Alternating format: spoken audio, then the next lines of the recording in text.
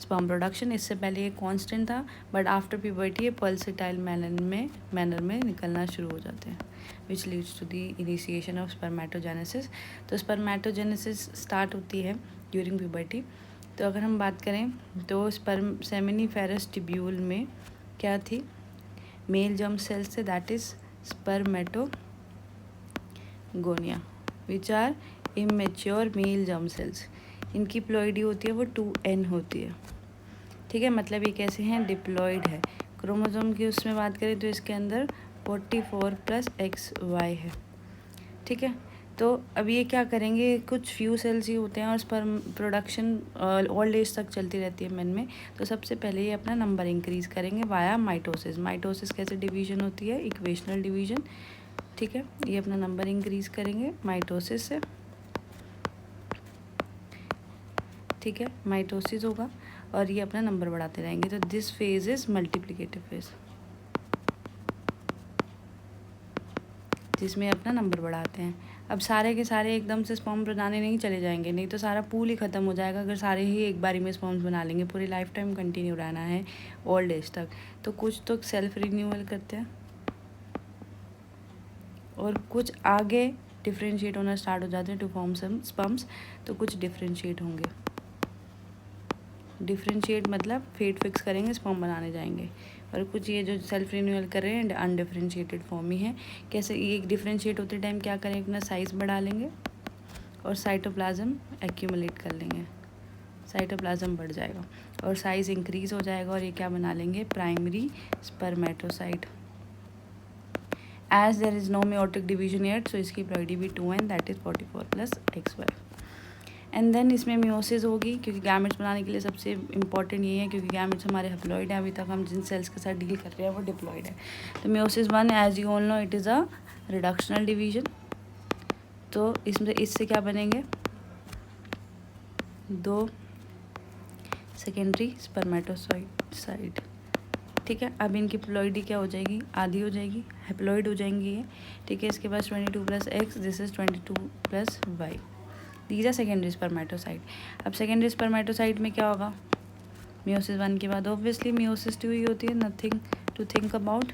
तो मियोसिस 2 होगी तो क्या बनेंगे, हमारे स्पर्मेटिड्स बनेंगे, ठीक है। ये भी, अब meiosis 2 is a equational division, तो कोई हाफ नहीं होता और आधा क्रोमोसोम लेके कोई नहीं होता, ठीक है। तो n/2 नहीं होगा, n ही रहेगा, it is a equational division. अब इसको हम बोल रहे हैं स्पर्मेटिड्स। अब ये देखो कहीं से स्पर्म जैसे लग रहे हैं, नहीं ना। तो इसको स्पर्म जैसा बनने के लिए एक और प्रोसेस के थ्रू जाना पड़ता है, स्पर्मियोजेनेसिस, जिसमें स्पर्मेटिड्स किस में कन्वर्ट होते हैं, एक्चुअल स्पर्म्स में या स्पर्मेटोजोआ में। अब ये जो स्पर्मेटिड दिख रहे हैं इनमें ना फ्लैजेला दिख रहा है, बहुत सारी चीज़ें नहीं दिख रही ना, एक्रोसोम दिख रहा है।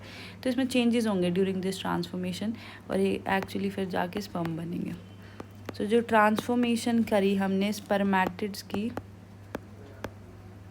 इनटू स्पर्मेटोजोआ, इसको क्या बोलते हैं हम, स्पर्मियोजेनेसिस। ये कैसे होते हैं स्पर्मेटिड, ये नॉन मोटाइल होते हैं, इनका वेट भी ज़्यादा होता है, ठीक है। और इनमें न्यूक्लियस होता है, हैप्लॉइड ही होगा n, और इसमें सेंट्रोजोम होता है और इसमें गोल्जी बॉडी होती है, और भी जो होती है मैं मेन बता रही हूँ। अगर हम स्पर्मेटोजोआ में देखें तो इसमें मोटाइल फ्लैजेला आ जाता है, वेट रिड्यूस हो जाता है, न्यूक्लियस अभी भी n है, सेंट्रोजोम 2 सेंट्रोल बना लेता है, प्रोक्सिमल एंड डिस्टल, जिसका हम फंक्शन स्पर्म के स्ट्रक्चर में समझेंगे, एंड गोल्जी बॉडी बना लेती है एक्रोजोम, जिसके अंदर हाइड्रोलिटिक एंजाइम्स होती हैं which will penetrate the egg membranes and will help in fertilisation.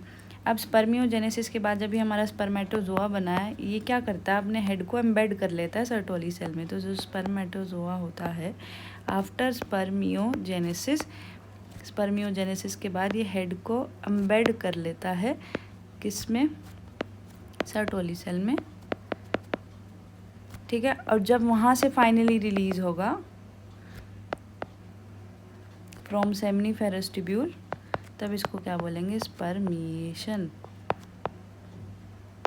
So I hope you are clear with the terms. Spermatogenesis, sperm का प्रोडक्शन, जिसके अंदर ये सब कुछ आ रहा है। फिर हमने स्पर्मियोजेनेसिस पढ़ा था, जिसमें स्पर्मेटिड स्पर्मेटोजोआ में चेंज हो रहे थे।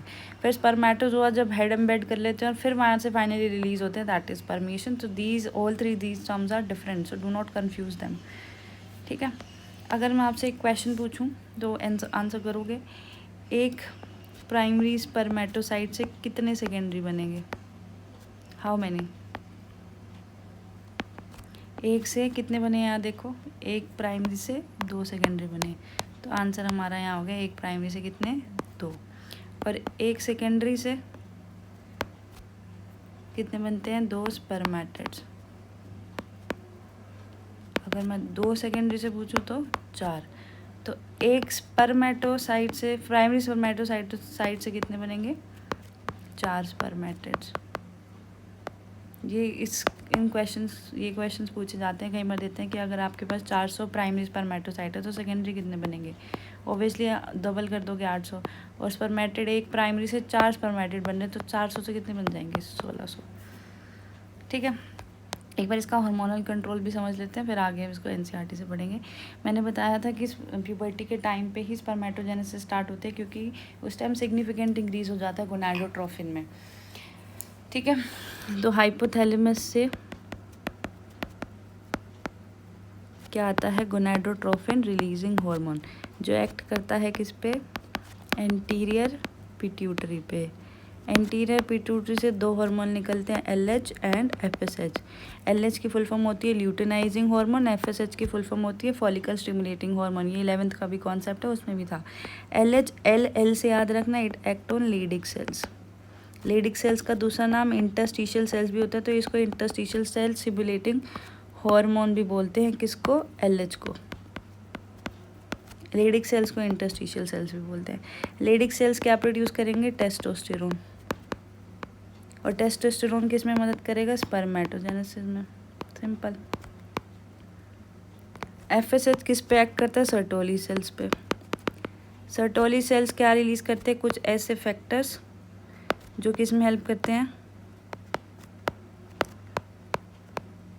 स्पर्मियोजेनेसिस में, that is transformation of spermatid into spermatozoa. ठीक है, अब ये सर्टोली सेल एक और हार्मोन निकालते हैं, इनहिबिन क्या करता है? जब एक्सेस में स्पर्मेटोजेनेसिस होती है तो ये नेगेटिव फीडबैक देता है एंटीरियर पिट्यूटरी को, ताकि रुक जाए। एक लिमिट के बाद स्पर्मेटोजेनेसिस को रोका जा सके, तो नेगेटिव फीडबैक दे देता है ये एंटीरियर पिट्यूटरी को एंड हाइपोथैलेमस को। सिमिलरली अगर टेस्टोस्टेरोन का अमाउंट बहुत ज़्यादा निकल रहा है, जितना चाहिए नहीं, तो ये टेस्टोस्टेरोन भी नेगेटिव फीडबैक देता है to anterior pituitary and hypothalamus. So this was about the hormonal control and this was all about the spermatogenesis. Let's read it from the NCERT. Okay. देखो, गैमेटोजेनेसिस वही है, गैमेट्स का formation होता है, mail में sperms होते हैं, female में ओवा होता है। ठीक है, जो टेस्टिस के अंदर जो इमेच्योर सेल्स होते हैं वो स्पर्मेटोजेनेसिस करते हैं, दैट इज स्पर्मेटोगोनिया।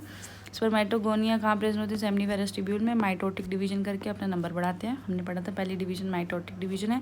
स्पर्मेटोगोनियम कैसे होते हैं? हैप्लॉइड, 46 क्रोमोसोम होते हैं, दैट इज 44 + X5, 46 क्रोमोसोम हो गए। स्पर्मेटोगोनिया को हम क्या बोलते हैं? प्राइमरी स्पर्मेटोसाइट्स, इसके अंदर मियोसिस होगी। फर्स्ट मियोटिक डिवीजन होगी जो रिडक्शनल डिवीजन है, जिससे सेकेंडरी बन जाएंगे, जिसके अंदर सिर्फ हाफ रह जाएंगे 23। सेकेंडरी के अंदर सेकंड मियोटिक डिवीजन होगी और जिससे स्पर्मेटिड्स बन जाएंगे। स्पर्मेटिड्स का नंबर ऑफ क्रोमोसोम क्या होगा? N ही होगी, प्लॉइडी तो 22 + X हो सकता है या 22 + Y हो सकता है। तो स्पर्मेटिड्स किस में कन्वर्ट हो जाएंगे? स्पर्मेटोजोअस में, and this process is known as spermiogenesis. Spermiogenesis के बाद हमने क्या पढ़ा था? वो हेड को एम्बेड कर लेते हैं सर्टोली सेल में, और जब वहाँ से फाइनली रिलीज होते हैं उसको क्या बोलते हैं? स्पर्मिएशन।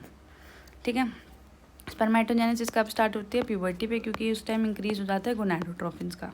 गोनाडोट्रोफिन किस पे एक्ट करते हैं? एंटीरियर पिट्यूटरी पे, वहाँ से 2 हार्मोन्स को रिलीज कराते हैं गोनाडोट्रोफिन्स का, that is LH and FSH। LH Leydig cells पे काम करता है और स्टिमुलेट करता है एंड्रोजन, दैट इज टेस्टोस्टेरोन का फॉर्मेशन। एंड्रोजन क्या हेल्प करते हैं? स्पर्मेटोजेनेसिस। FSH किस पे एक्ट करता है? सर्टोली सेल्स पे। इसको ट्रिक है याद करने की, ये S है, सर्टोली में भी S है, यहाँ L है और यहाँ लेडिक में भी L है। सर्टोली सेल्स कुछ ऐसे फैक्टर्स देता है जो हेल्प करते हैं स्पर्मियोजेनेसिस oogenesis। अब उसके बाद स्पर्म का स्ट्रक्चर है। स्पर्म का स्ट्रक्चर भी बहुत ईजी है। देखो ये स्पर्म का स्ट्रक्चर है, इसकी जो पूरा सरफेस है वो किससे कवर्ड होता है, प्लाज्मा मेम्ब्रेन से। अब इस स्पर्म के स्ट्रक्चर में 4 रीजन होते हैं। इंटीरियर रीजन होता है हेड का, बीच में होता है नेक और बीच में मिडल पीस होता है एंड देन टेल होती है। तो जो प्लाज्मा मेम्ब्रेन है ये पूरे स्पर्म को कवर कर रही होती है। हेड रीजन में ये कैप लाइक स्ट्रक्चर होता है, एक्रोसोम। इसके अंदर क्या होते हैं, हाइड्रोलिटिक एंजाइम्स होते हैं जो एग मेम्ब्रेन को पेनिट्रेट करने में हेल्प करते हैं। और हमने पढ़ा है किससे बने हैं, गोल्जी बॉडी से, याद रखना क्वेश्चन है। फिर इसके नीचे एक हैप्लॉइड न्यूक्लियस है जिसके अंदर इन्फॉर्मेशन है जो आगे फॉरवर्ड होगी, आगे जनरेशन में जाएगी। फिर उसके बाद नेक रीजन में हमारे पास सेंट्रियोल होते हैं। सेंट्रियोल 2 होते हैं, प्रोक्सिमल और डिस्टल। प्रोक्सिमल होते हैं जो हेल्प करते हैं फर्स्ट क्लीवेज में, और डिस्टल एक्सियल फिलामेंट, ये जो आपको दिख रहा है ये फिलामेंट बनाने में हेल्प करते हैं। ठीक है। फिर उसके बाद आता है हमारा मिडल पीस। इसमें माइटोकॉन्ड्रिया है जो एनर्जी प्रोवाइड करेगा, एटीपी प्रोड्यूस करेगा, जो स्विमिंग के लिए एनर्जी प्रोवाइड करेगा। फिर उसके बाद टेल है। टेल में क्या है, ये एक्सियल फिलामेंट है, प्लाज्मा मेम्ब्रेन है और साइटोप्लाज्म है। और ये टेल किस में हेल्प करेगी, in swimming. So this was about the sperm. अब अगर मेल की नॉर्मल फर्टिलिटी को चेक करना है, ये वेरी इंपॉर्टेंट कॉन्सेप्ट है। नॉर्मल फर्टिलिटी के लिए, नॉर्मल फर्टिलिटी की बात करें उससे पहले मैं एक बार एक चीज़ बता दूं, जो इजैक्यूलेट होता है, जो इजैक्यूलेशन के टाइम पे इजैक्यूलेट होता है उसके अंदर 2.5 से 5 ml सीमेन होता है। और इस सीमेन में 200 से 300 मिलियन स्पर्म्स होते हैं। ठीक है। अब नॉर्मल फर्टिलिटी के लिए इन 200 से 300 मिलियन में से 60% की मॉर्फोलॉजी ओके होनी चाहिए, नॉर्मल शेप, नॉर्मल साइज़ होना चाहिए। ठीक है। मतलब अगर इसका 60% निकालोगे तो 120 से 180 मिलियन हो जाएगा। इनकी तो शेप एंड साइज़ ओके होनी चाहिए। और इसी 60 के 40% की विगरस मोटिलिटी होनी चाहिए। मतलब 120 से 180 मिलियन का अगर तुम 40% निकालोगे इट विल बी अराउंड 48 से 72 मिलियन। तो ये याद रखना, 60% की मॉर्फोलॉजी होनी चाहिए, मतलब नॉर्मल, और उसी 60 के 40% की विगरस मोटिलिटी होनी चाहिए। 200 से 300 की मत निकाल देना 40, जो 60 निकाला है उसका 40 निकालना है। और ये कई बार 200 से 300 के अलावा कोई और भी नंबर दे सकते हैं स्पर्म का, तो उस हिसाब से you can calculate the number of sperm which should have normal morphology and vigorous motility. So that was it about the lecture, and in the next video we will start oogenesis. Till then, take care, bye bye, keep revising, keep practicing, and please like subscribe to my channel. अगर आपको information या कुछ भी पढ़ाया हुआ पसंद आया हो, अगर आपके लिए कुछ भी हेल्पफुल रहा हो, थोड़ी सी भी मदद हुई हो आपकी, तो please like and subscribe to